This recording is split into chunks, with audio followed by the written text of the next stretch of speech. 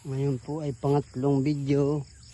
Dadako naman ako dito sa may restaurant. Ayan boss, yung lugar ni Tita Ani. Yung katabi natin doon. Medyo nataas na rin ang damo. Yan. Yan po ang ating swimming pool. Malapit na po yan magawa. Ayan. Talya.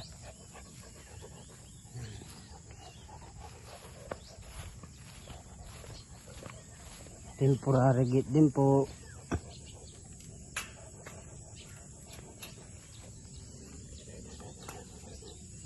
Talya. Inside.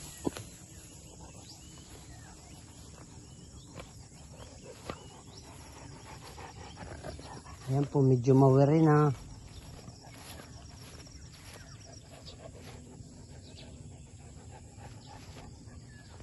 Yan ang ating bodega and kitchen area. Restaurant.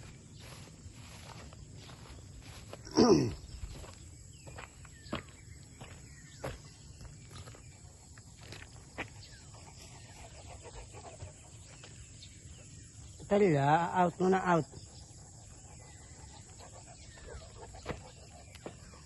Yan, ito na lang po sa natitira natin bakal. Kakaunti na.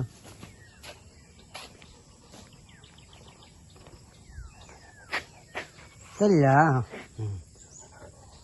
Yan na lang. Sana kumasya pa hanggang doon sa dulo. Ayan. Ay kakasya pa naman yan hanggang doon sa dulo. Matatapos yun. Kaya kailangan po natin ng bakal.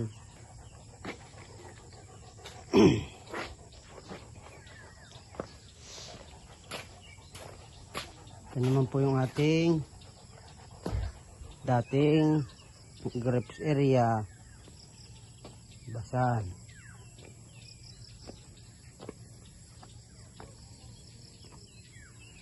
Yan po, kita naman ninyo yung mahogany. Yan ang boundary. Pero hindi, ating mga pala yun na doon nasakop na nga pala natin yun doon. Ayan. Boss, medyo mawari na oh. Gasolina lang kailangan ko boss. Tapos yung ibang matatambok, yung mga ano, ay run up para sila ay as in 6 months ay hindi pa natubo. Yan, follow up natin ang run up. Ito naman po yung area dito sa kabila. Medyo may damo na rin po. Pero mababa pa yan. Malambot pa yung tabasin. Pero mas maganda ang run up. Dadako naman ako boss dito. Sa unahan. About lupa ni Dimit. Yeah! Kung mapapansin nyo, medyo mawari na talaga ito. Pero madalang siya. Pero mas sigurado na mawer para palaging smooth, malinis sa video. Yan. Next na video boss, napakalinis na nito uli. Pag may 1 week ako dito ng kama mawer, tapos na po uli ito. Yan namang mga hagunoy na nalitaw, run up po. Para ano, kung tatabasin 1 week, tutubo na naman. Yan. Yan ang ating mga pine tree. Yan. Ito yung pinakamalaki. Tsaka yung isang yun.